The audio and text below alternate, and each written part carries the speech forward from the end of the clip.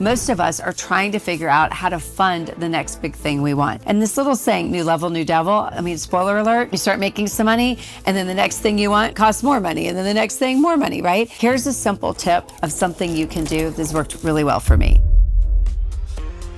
There have been so many times in my life where I really wanted to fund my next big adventure, my next big opportunity. I had a considerably big idea, a considerably big opportunity, and I knew in order to really grasp it, I was gonna need some help. I needed to reach out to a mentor or a coach or a consultant who already had figured out the thing that I was trying to figure out. Like, why reinvent the wheel if someone else has already learned how to do it and can show you the easy path? It's like the easy button to do it. But it almost always comes at a cost, and it almost always comes at a time when you don't have the money. And it's one of these conundrums where it's like, in order to make more money, I have to spend money. And so you're like, now what do I do? Here's a simple tip of something you can do. This worked really well for me. And listen, I love to give credit where credit's due.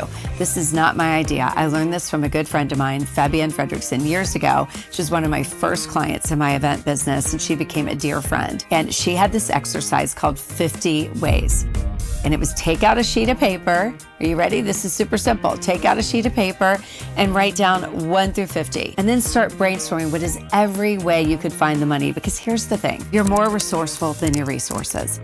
Most of us are trying to figure out how to fund the next big thing we want. And so getting super resourceful about how you fund your dreams and your opportunities is really worth getting good at. I often say, I'm being a little bit cheeky here, but think about it. If you have a car, you have a money-making machine. Like literally, you could drive Uber or DoorDash or Uber Eats. I'm not saying you want to do this forever, although there's nothing wrong with that. I'm just saying that it could basically be your bank loan to fund the next big thing. You have a car, you have some time to free up, and you do this thing that allows you to do the thing you really want to be doing. Let me give you a simple example from a couple of my students. I had a student who literally had this idea as part of her 50 Ways exercise to print out flyers and go around her neighborhood and say, I'm trying to do something considerably huge to pay for myself and my daughters. I want a better life for both of us, and I don't want handouts. In order to do this, I'm trying to raise X number of dollars, and here are all the things that I can do. If you want help or you know of someone who does, here's my number. And she was literally doing odd jobs. Now, here's what's amazing about that. She ended up making all the money and used that investment to be in Leap and launch her high ticket offer and virtual live event, which literally was a huge return on that investment. I had another woman who was actually a client of a client,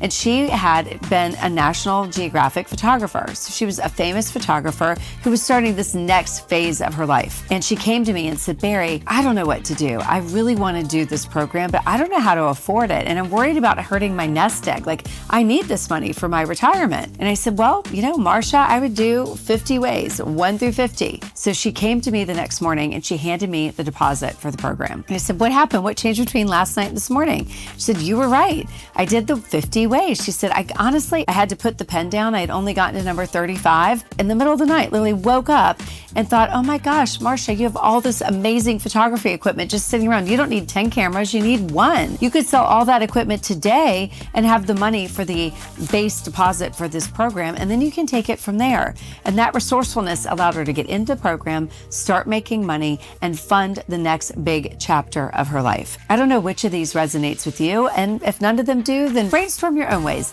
You have 50 ways that you could come up with the money that you need to fund your next big dream, your next big opportunity. I don't know how difficult it might seem for where you're sitting right now. It might feel like it's easy for you to say, Barry, you seem considerably successful, and I am.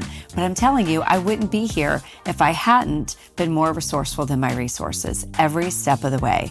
And you can do this too. If you like this content, I want you to leave me your favorite success story about how you found the money or you took the next big dream or opportunity, and tell me what you'd like to hear next. You can ask me anything, truly anything. I'm really an open book, and I'm happy to share with you. Just like, follow, subscribe, and leave me a comment, and I promise you'll see it in a future video.